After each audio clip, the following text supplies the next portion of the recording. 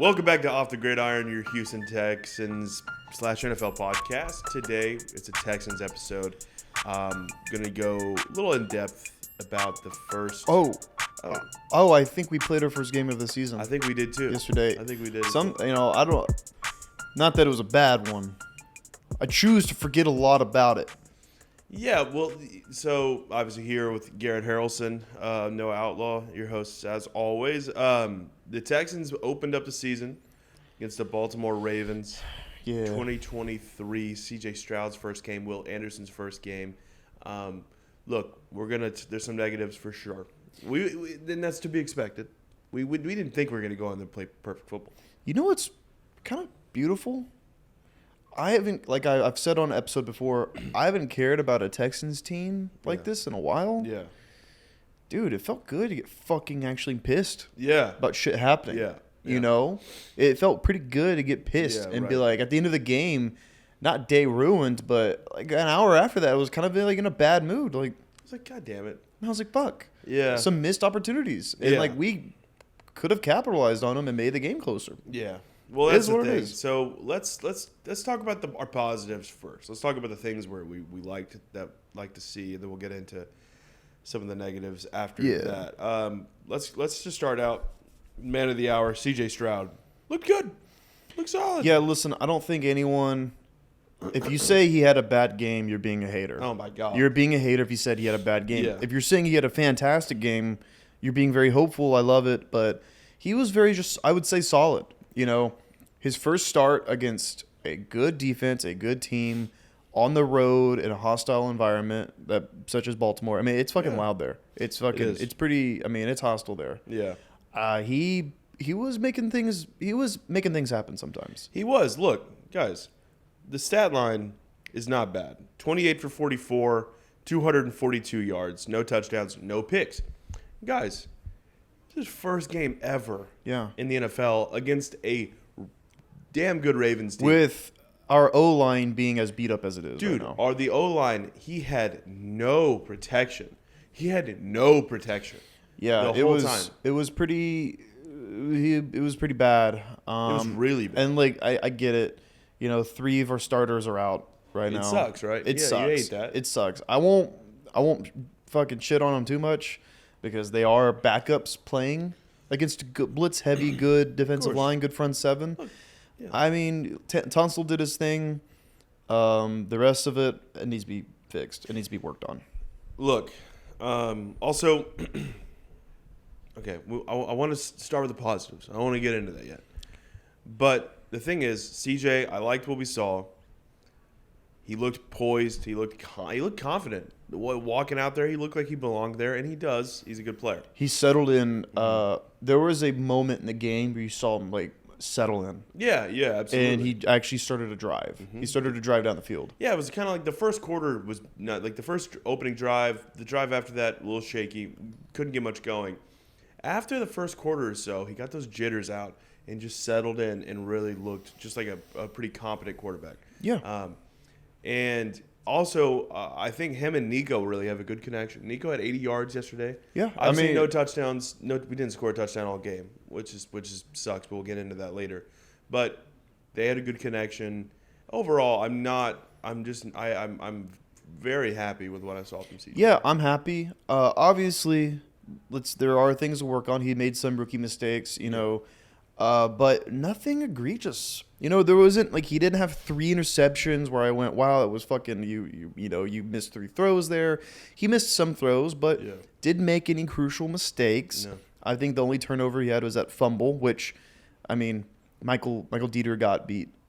He got put in at right tackle, got beat really fast, and it was a fumble. I'm not gonna put that on CJ.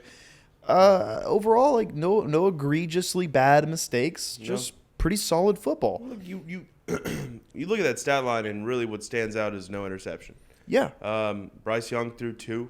Anthony Richardson, did he throw one? He threw one. He threw one. He's the only one of these rookie quarterbacks without a pick. Also the only one without a touchdown. But I mean, it's against the better team out of the 3. Exactly. On the road. I mean, like I said, he's got something to work on. But overall, like fucking like let's think about this. Let's put it in perspective here. If Davis Mills was starting that game, he gets sacked. He gets sacked a billion times and throws a few interceptions. Yeah, absolutely, probably. CJ sacked 5 times. Look, it's going to be hard for any quarterback to get sacked 5 times and do anything. And so the fact that he was even ever able to pull together the stat line that he did and make the throws that he did, I couldn't be happier. Let's go to the other side of the ball. Will Anderson, first career sack. The real standout is the defense. Yeah. And there's a few guys on the defense like Will Anderson. Yep. Who, I mean, if he wasn't playing Lamar, he would probably have 2 sacks. He was everywhere. Few chances for him to do that. Yeah. He was everywhere. Yeah, he was. He's flying around. Jonathan Grenard on the other side of the line. Just those two both looked really good yesterday. Both had sacks. Like you said, against Lamar Jackson, who doesn't get sacked. Like Lamar, I mean, he does, obviously, but he's a hard guy to take down, and they were able to do it. Yeah. Jalen Petrie flying around. Obviously leaves the game early, bruised a lung. Yeah, hopefully he's going to be okay. He got released from the hospital today, so hopefully he'll be okay.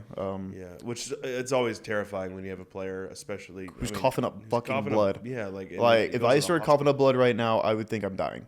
So, he's hopefully he's okay. There was a scary thing that happened to him, but we'll see if he's okay in the next few weeks. I don't know. Yeah, we'll keep an eye on that. Obviously, just want him to recover as quick as possible. But before he left, he looked great. Yeah, he looked fucking solid.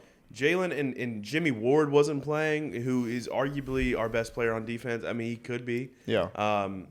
He's a really good player. Didn't even play, and the defense looked phenomenal. Denzel Perryman was flying. Denzel looks fantastic. He looks good, man. Also, people aren't really talking about him, but Henry To'oTo'o was flying around as well, which he got game time. He got a lot of action very early on in the season, way earlier than I was expecting. I thought he was going to be mid-season kind of guy. Yeah. They're plugging him in this game, and he was flying around doing his thing. Yeah, I was happy to see him. Let's talk about Derek Stingley. He looked good. Sting was locked down. Steven Nelson had a pick. He looked good. Tavir Thomas looked locked, dude. Here's the deal. This is the one thing all offseason. Since the hiring of D'Amico, we knew the defense was going to be fine. Yeah. We knew this defense could be a top half of the league unit.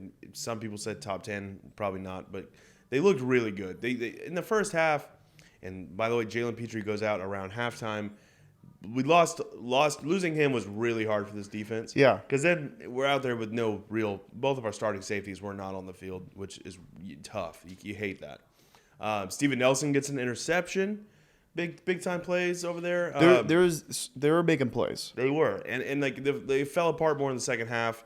You could probably blame that on a lot, and I also think Petrie having to leave the game is a big part. I also put it on the fact that offense wasn't on the field that much. Yeah. They kept. Yeah, we'll kind of get in that later on with our negatives, our old negative. Yeah, we're gonna be a little negative. There's some criticisms to be had, but defense for the most part kept us in the game for a little bit.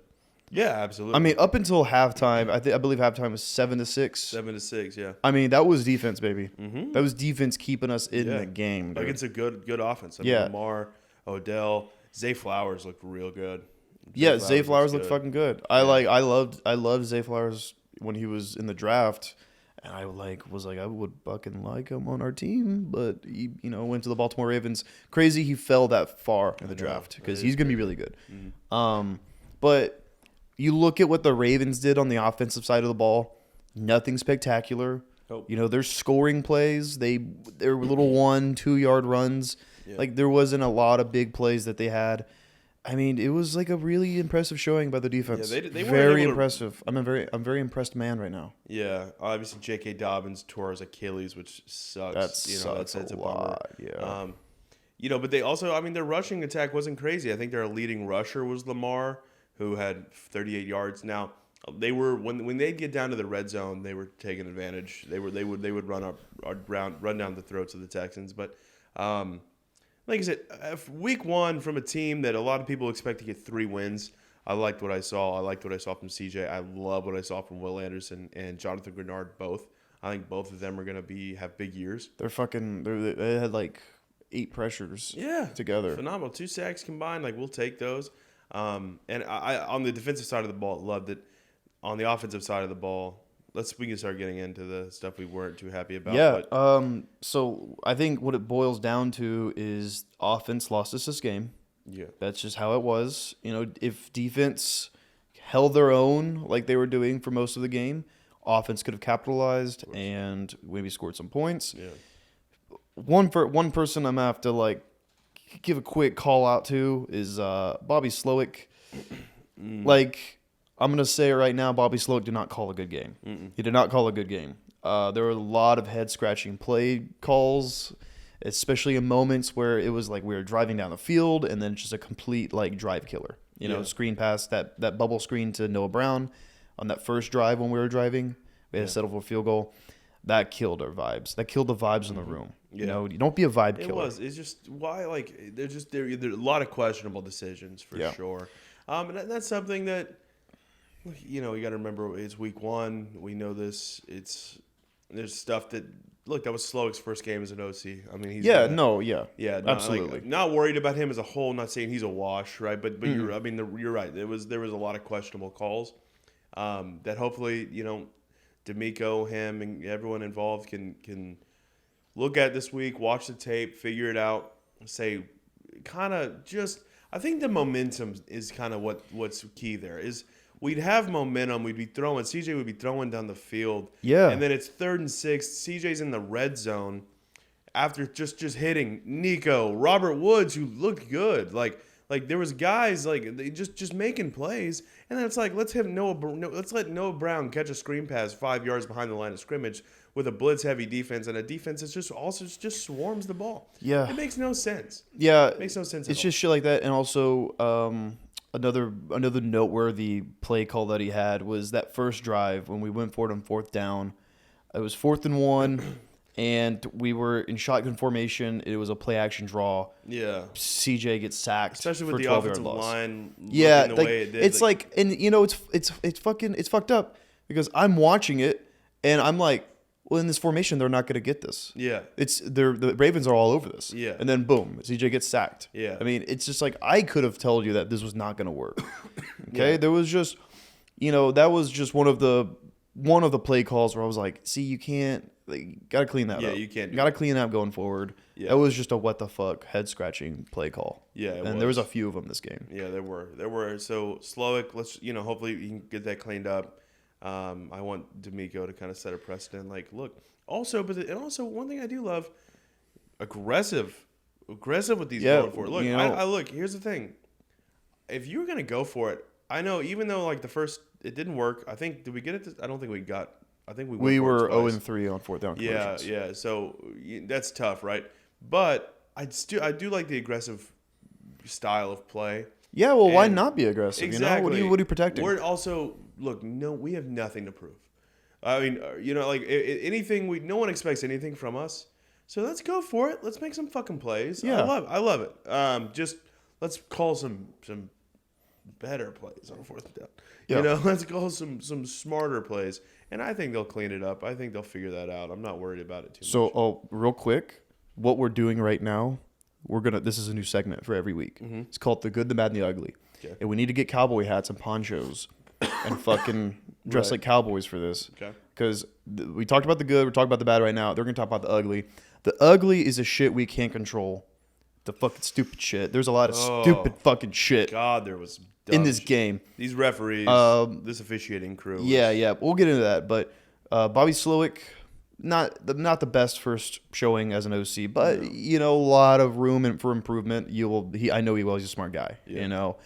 Other than that, maybe the receiving core dropped a few balls. I know there was one drop where I was like, God, you gotta have that. I think it might have been Dalton Schultz or something. I'm not sure.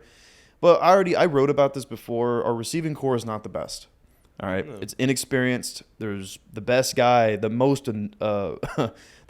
valuable guy is probably Robert Woods, who is not even that good. He might be wide receiver 3 on most teams. So, there's going to be a lot of growing pains with this receivers room. We'll see though. I mean, Nico Collins looked good. The wide receivers actually impressed me yesterday for the most part. I expected way less. I saw a tweet and there was not a lot of I mean, it might have been just because the Ravens really fucking got us, really but there was Not a lot of guys open. Not a lot of separation. I think the person who had the most separation was Robert Woods. I think that's what I saw. Yeah. I'm not sure. It's just and you know, it goes to show that's how the veteran does. You know, the veteran helps out the rookie quarterback helps out the veteran. It's push and pull, that kind of shit. So Yeah, I really wasn't too let down from it's kind of what I expected. I was just hoping my expectations were them weren't very high. And they just kind of were. It's pretty much what I expected. And the common problem for me that the Texans have had since maybe CJ Fedorowicz, where are the tight ends at? Do we have tight ends on this team? I know that I heard that we signed Dalton Schultz. I heard that we did that. Where are we? Where are we with that? Like, the tight ends, they to get more involved. They need to get more involved. Yeah. I mean, they had a few receptions. I know Teagan had one. Dalton had one or two. Had one or two. But tight ends could be a rookie quarterback's best friend. Absolutely. Let's try to get them more involved, especially Dalton Schultz. Yeah. I mean, Schultz probably got a lot of attention from that defense because he's really the best. Also, receiver. they have a good pair of linebackers there in Baltimore. Phenomenal. It's one of the best duos in the league. So it's hard, right? It's hard for a tight end because they're going to get covered by those linebackers quite a bit. It's hard. Schultz, I'm not worried about that. I really am not. I think that he's going to get more involved, but he's just going to get a lot of focus from defenses. That's why guys like Nico and Robert Woods were able to make some plays. Nico, I was impressed with what Nico did. I really was. I think Nico had a good day. Nico had the best day for sure. Robert Woods wasn't far behind. No, Other than that, wasn't any notable. Noah Brown was that was tough. Tank Dell had 2 or 3 receptions. 3 receptions. That's good. He's a rookie. Let's let him. And it's not even really on the receivers. It also might just fall back on scheme and play calling. Well, it's also look. Here's the deal. Even if they were open, let's say they were open, CJ had no fucking time to do anything about it. That's where all this starts. The offensive line yesterday, and I know you mentioned, look, I don't want to dog on them too bad. They're backups. A lot of them really shouldn't be starters in the NFL. And it sucks because all offseason, our offensive line was a high point of our team. CJ was going to have protection. It just went fucking so south these last few weeks. All these injuries, Juice Scruggs, Kenyon Green, Titus Howard, all of them. Like, Juice Scruggs should be playing center. Hopefully we can get that back. I don't think he can come back till week 5. Titus, hopefully he'll be back week 5. Kenyon, it's tough. That sucks. But there's just it's really hard and very annoying to see an offensive line play like that when we know we have the talent that just isn't healthy. We got to get healthy up front. Yeah. The second we get healthy up front, this team and this offense can thrive. But until then, until they can just figure out how to get CJ more protection, it's just nothing's going to happen. Yeah, I guess that takes us into the ugly, which a lot of it's shit we can't control, like injuries. Yep. I forgot, third quarter or something like that. Fant was out with an injury. Then we had to put in Dieter at right tackle, which also putting in Dieter at right tackle was interesting. He'll never play right tackle. Yeah, that's interesting. Yeah. The injuries were piling up. Jalen Petrie also got injured. That left a big hole, a big gaping big old hole in the offense or the defense. Because after that, who was I don't know. Someone. Stewart. Yeah, MJ Stewart perhaps. Yeah. We're plugging. It was a lot of injuries. We're having to plug those holes up, and it sucks. You want to stay healthy, obviously, but it's the ugly. You can't control it. Another thing you can't control is bad officiating. Some horse shit calls. The officiating, bro. Refs were fucking running wild. The Zebras were running wild yesterday. Some horseshit fucking. I mean, I'll sit here and weep about it, dude. It's fucking. It was a little unfair. It was bad. It was a little unfair. We were getting called for. There was that stoppage when it was. I believe it was 3rd and 13. Nico Collins caught a 12-yard pass. Yep. We moved up the line of scrimmage, obviously intent on going for it, moving up, trying to catch the Ravens off guard, which we did. Refs weren't ready. Then had to stop the game and say they went up to C.J. Stroud and went, "Hey," and they're like you couldn't understand what they're saying, but obviously it was kind of like He's like, we weren't ready. Yeah. Fucking give you a pat on the back, like you're good now. Yeah. And the announcers immediately said, the game announcers immediately said, well, that kind of fucking gives the Ravens an edge in that, because now it's like, oh, okay, well now they're getting ready to go. They were caught off guard. Exactly. And like, look, here's the deal. Ravens, get fucking set. Like that's not. It shouldn't. It's just. Well, no, it wouldn't even. The refs weren't set. Get everyone. Exactly. Everyone gets fucking set, It's just like, dude, get your shit going. I'm sorry. It's not CJ's job. It's not the Texans' offense job to make sure you're fucking where you are. Maybe it is. I don't fucking know. I don't know the ins and outs of that rule. But fuck that. If it is, that's stupid. When that offense is ready to play the fucking football game, that ball should be able to be snapped. Because also, especially on a huge fourth down like that, huge. We convert that. Who knows what the fuck happens after that? It's momentum, and it's bullshit. And it sucks. Also, I think the Ravens scored after that. They scored a touchdown. I mean, it was bullshit. It was an obvious fuck up on the ref's part, and then immediately the better team got the advantage out of it. Yeah. Which that's part of the ugly, baby. It fucking sucks that happened. We couldn't control that. Yeah. Also, some ticky tacky pass interference calls. I believe there was one where Odell's such a fucking flopper, dude. Yeah, Odell was selling it, and that's just Odell selling it. That's what he does. I mean, there was at least two of them. One with Steven Nelson, the other with Stingley. Yeah. It's like he sold it pretty well. Yep. Stingley got called for one on the sideline. He was looking back. They called it on him. I don't even know what you're supposed to do in that situation. Yeah, I just don't. I don't know. There's a lot of ugly too. I think Will Anderson got held on every single play of the game. Of course he did. I think Will Anderson got held every single play of the They're game. gonna call it, but then on that one crazy play that CJ made to Tank gets called back because Laramie Tunsil was holding. Yeah, it wasn't. No, he fucking It wasn't. I mean, there was just shit like that. No, and he you just look on both sides of the ball. Also, a lot of penalties were called. Also, a lot have of some penalties. respect for Laramie Tunsil too. I get it. And let's say he held. Even if he did, I looked at the play. I don't think he held. Even if the ref saw something we didn't, and it was that small, that's the best left tackle in the fucking National Football League. Let that. You think he was play holding go. Some fucking scrub, exactly. dude? Well, it's just like, if it's a little hold, what does he have to do to get some respect? For God's sake, this is the stuff that makes me mad.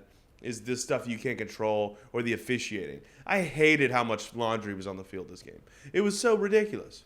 There was ridiculous. stoppage every single drive. I mean, it was like there was a lot of a lot of drive killers on both ends of the ball. Well, that's the thing to bring up is it wasn't that the Texans were sloppy in having all the penalties. There were for sure, but also I'm gonna defend the Ravens on that side of the ball too. The Ravens had a fuck ton of penalties, way more than we did in the first half. Yeah, but still, that was still annoying to me. I'm like, just play the game, just let them go. If it's egregious, call it. I get it. If it's egregious, call it. But I feel like a lot of these flags are thrown out there is the refs just want fucking TV time. And I'm getting annoyed. I mean, that one, I'm not going to lie. That one ref, he couldn't finish sentences sometimes. Oh, my God. I thought he was having a stroke. I mean, I was like, I don't even think he knows why you called a penalty. I got that vibe a lot. They'd be like, there's a flag. And he'd go up there and start explaining something, and he doesn't even know what he's saying. It's the offense, and I was like, dude, spit it out. Yeah, I'm like, turn on that mic. Like, why are you on the screen right now? Why is the game stopped? Can you even tell me? You can't. You can't. All right, then what is it? What are we doing? What are we doing here? What's going on? It was bullshit. Anyway, I mean, it's just it's like it sucks because the game started off so much closer than you think if you didn't watch it, and it just ended up being like pretty lopsided officiating. Also the Ravens are just better at making adjustments. Let's just give it that. Well, that's true. I mean, the Ravens came out at halftime. John Harbaugh is a goat. He's a good coach. Made adjustments, and then they just looked like a different team. Exactly, they did. And here's the deal, and we'll wrap it up here. But I just want to say this: I'm so proud of CJ. Really, he got thrown into the fire against a really good team in their home stadium, and Baltimore is a really hectic, loud environment for quarterbacks, and he went in there and handled his business. Did he look amazing? No, but he didn't make any big mistakes. And next week against the Colts at home, he should be able to thrive. Yeah, I'm expecting because I think I forgot who it was. You were telling me. He said he's never seen. It might have been Slowick actually. Oh, Slowick, yeah. He said he's never worked with a quarterback who is prepared as much as C.J. Stroud. Yeah. You can tell he prepared for this game. He was mentally prepared to try to make something happen against this Ravens team. You know, I don't want to. You know, if like I said, if you said he had a bad game, a bad debut, first of all, go fuck yourself.